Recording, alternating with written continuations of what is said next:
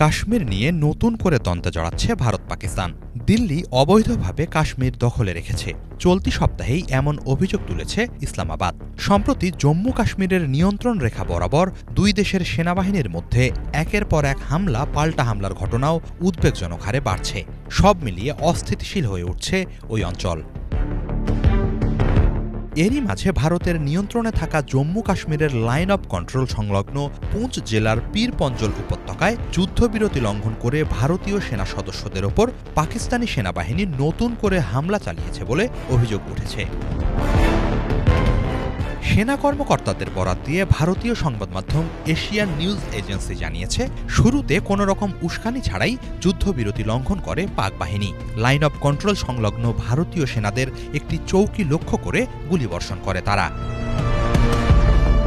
এদিকে আকস্মিক ওই হামলার পরপরই ভারতীয় সেনা সদস্যরাও পাল্টা হামলা চালায়। হামলায় ভারতীয়দের মধ্যে কেউ আহত বা নিহত হয়নি বলে জানিয়েছে কর্তৃপক্ষ।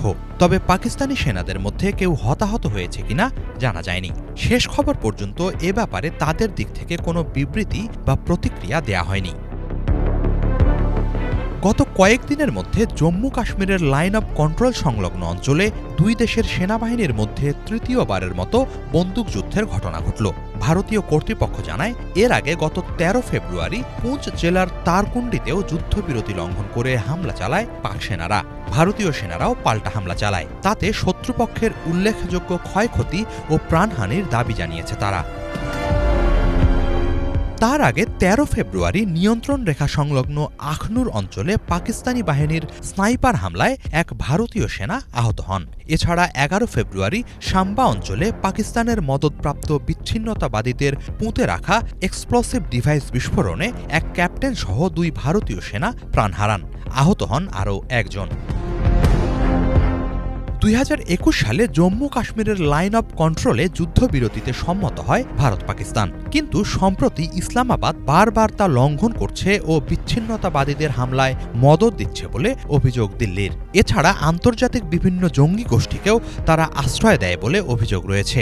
সার্বিক প্রেক্ষাপটে সম্প্রতি ওয়াশিংটন সফরকালে মার্কিন প্রেসিডেন্ট ডোনাল্ড ট্রাম্পের সাথে দেয়া এক যৌথ বিবৃতিতে পাকিস্তান যেন সন্ত্রাসীদের ঘাঁটি হয়ে উঠতে না পারে সেই আহ্বান জানিয়েছেন ভারতের প্রধানমন্ত্রী নরেন্দ্র মোদী।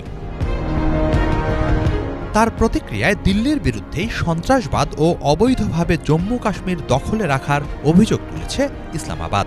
ওই বিবৃতিকে পক্ষপাতদুষ্ট, বিভ্রান্তিকর ও কূটনৈতিক শিষ্টাচার বহির্ভূত বলেও অভিযোগ তুলেছে তারা।